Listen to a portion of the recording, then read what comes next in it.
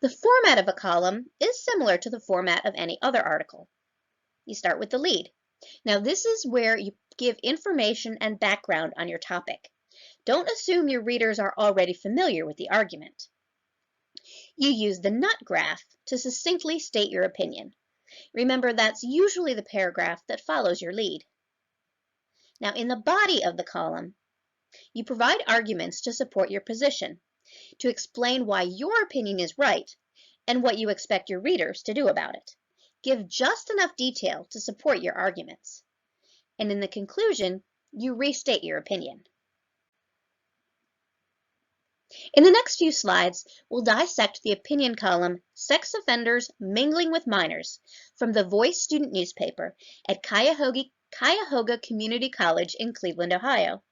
Now, this piece was a finalist for Best Editorial or Opinion Piece from the Associated Collegiate Press. Now, the lead is meant to provide background information on the topic.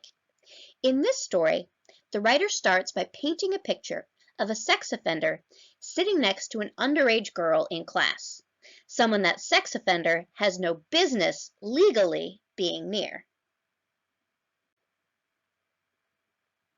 The nut graph is again where the writer states an opinion.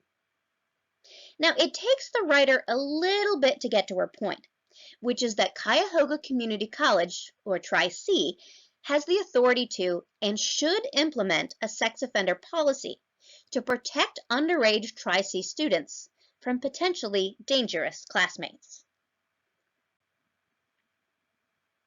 In the body of the column, the author provides arguments and evidence to support her point. Now, the author provides a lot of evidence, including an interview with Tri-C's Vice President of Legal Services and a local high school principal. She also suggests implementing a policy similar to another community college which bans sex offenders with child victims from seated, but not from online classes. Now, the author restates her opinion in the column's conclusion. Again, the author restates why she believes that Tri-C should implement a policy to protect minors at her school from potentially dangerous sexual predators and fellow students.